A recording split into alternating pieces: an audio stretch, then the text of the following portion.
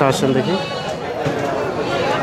সুপ্রিয় দর্শক শ্রোতা, আজ 22শে এপ্রিল 2021, আজকে হচ্ছে বৃহস্পতিবার। তো দেখছেন যে হাটটিতে অবস্থান করছি, এটি হচ্ছে দিনাজপুর জেলার একটি ঐতিহ্যবাহী রেলবাজার হাট। তবে রেলবাজার হাট যদিও বড় আকৃতির না, ছোট আকৃতির, কিন্তু কিছু কিছু গরু আসে। কিন্তু আজকে রেলবাজার হাট বলা যায় যে একেবারে ফাঁকা, বিরান পড়ে আছে, দেখছেন একদম ফাঁকা। তো তারপরে কিছু কিছু মাংসের গরুগুলো আমরা দেখছি, আমরা এগুলোর একটু দামের ধারণা দেবো আপনাদের।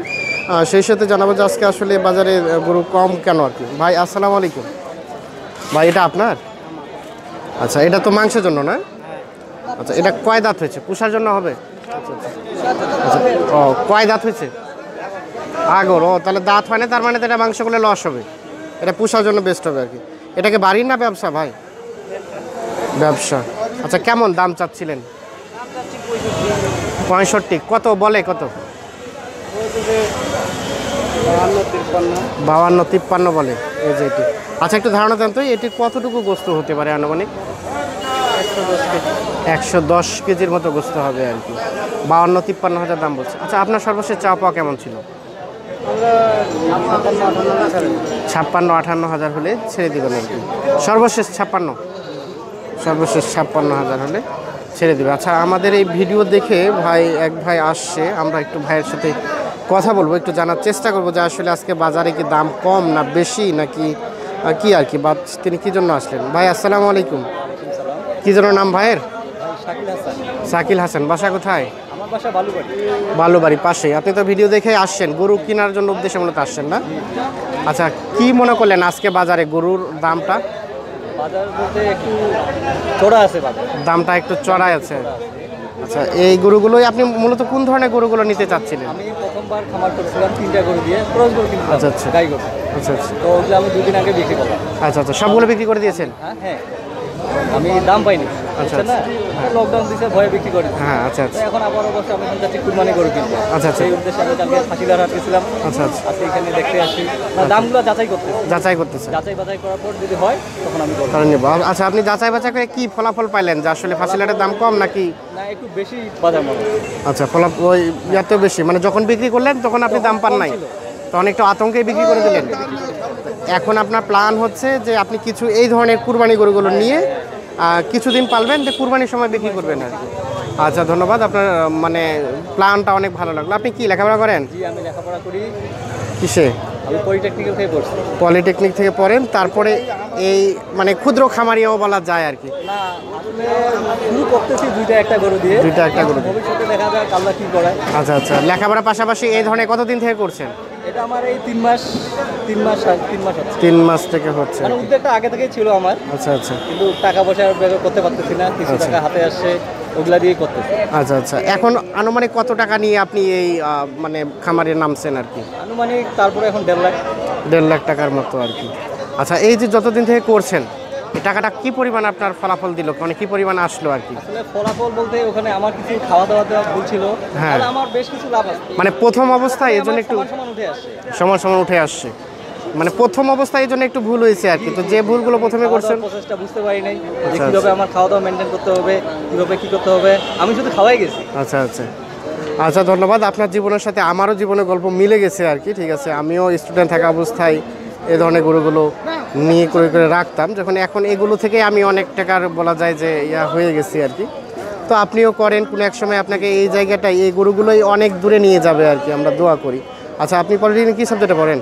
আমি সিভিল ডিপার্টমেন্ট, আমার ডিপ্লোমা কমপ্লিট। এখন কি বিএসসি? এখন বিএসসি। জি, আমি বিএসসির জন্য অ্যাপ্লাই করছেন নাকি বেসরকারিতে? আসলে করোনার জন্য আটকে আছি। করোনার জন্য আটকে আছেন। সিভিলে মানে আপনার ডিপ্লোমা কমপ্লিট হয়েছে, কারণ বিএসসির জন্য ট্রাই করবেন গভর্নমেন্টগুলোতে?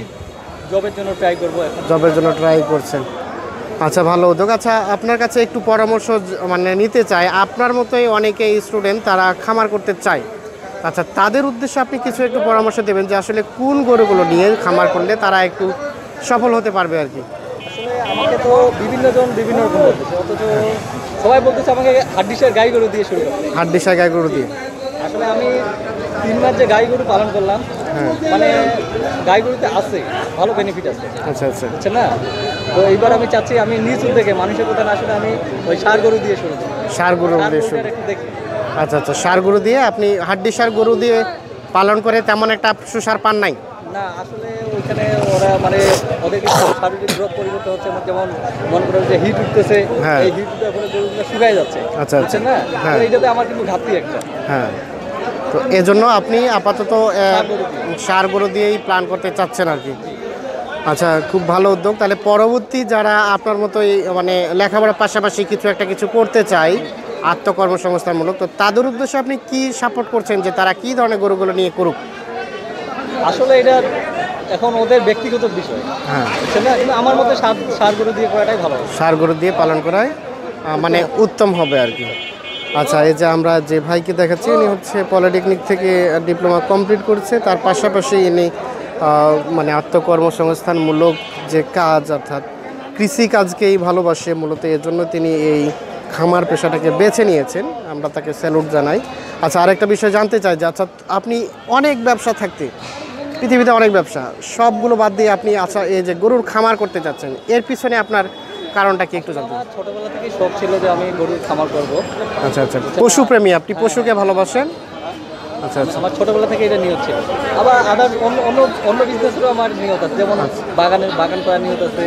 আচ্ছা আচ্ছা, বুঝছেন না? তো এগুলো সময় সাপেক্ষ বেশি। সময় সাপেক্ষ মানে চাকরি বাকরি করবেন তার পাশাপাশি এগুলো করবেন আর কি। আচ্ছা, খুব ভালো উদ্যোগ। আচ্ছা, আজকে তো নিতে পারছেন না, না আবার কোন হাটে যাবেন নেক্সটে? আমি দেখি কালকে আমবাড়ি দেখবো। আমবাড়ি দেখার পর আমি কারোর হাত থেকে যদি ইনশাল্লাহ যদি আল্লাহ কবুল করে কারোর হাত থেকে গরু কিনে। কাহারোল হাট থেকে আপনি গরু নিয়ে আসবেন আর কি। তো আশা করা যায় যে এই দুই হাটের মধ্যেই আপনি জি জি। গরু একটু ম্যানেজ করে নেবেন আর কি। আচ্ছা, ধন্যবাদ আপনাকে, ভালো থাকবেন, সবসময় সুস্থ থাকবেন। আমরা এই যে দেখাই, আমরা রেলবাজার হাটে এই সংগ্রামী ভাইকে পেয়েছিলাম, ওনার জীবনের গল্প আমরা আপনাদের শোনাইলাম। আচ্ছা, ওকে।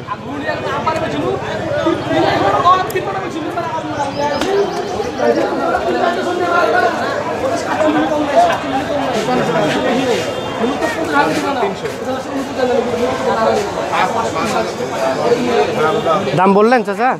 কত বললেন? 49। 49। শেখ আমার ইউটিউব চ্যানেল আপনাদের স্বাগতম। আজ 22শে এপ্রিল বৃহস্পতিবার। তো আপনারা যে হাটটি দেখছেন এটি হচ্ছে দিনাজপুর জেলার একটি ঐতিহ্যবাহী রেলবাজার হাট। তো রেলবাজার হাটটি যদিও খুব একটু বড় না, তারপরেও কিছু গরু আসে, কিন্তু আজকে রেলবাজার হাটে একদম টোটাল বলা যায় যে ফাঁকা বিরাম। তারপরেও এই ফাঁকা হাট থেকে কী দামে গরুগুলো বিক্রি হচ্ছে সে দামের ধারণা দেওয়ার চেষ্টা করছি প্রথমত। শেখ আমার ইউটিউব চ্যানেল আপনাদের স্বাগতম। আজ 22শে এপ্রিল বৃহস্পতিবার। তো আপনারা যে হাটটি দেখছেন এটি হচ্ছে দিনাজপুর জেলার একটি ঐতিহ্যবাহী রেলবাজার হাট। তো রেলবাজার হাটটি যদিও খুব একটু বড় না, তারপরেও কিছু গরু আসে, কিন্তু আজকে রেলবাজার হাটে একদম টোটাল বলা যায় যে ফাঁকা বিরাম। তারপরেও এই ফাঁকা হাট থেকে কী দামে গরুগুলো বিক্রি হচ্ছে সে দামের ধারণা দেওয়ার চেষ্টা করছি প্রথমত।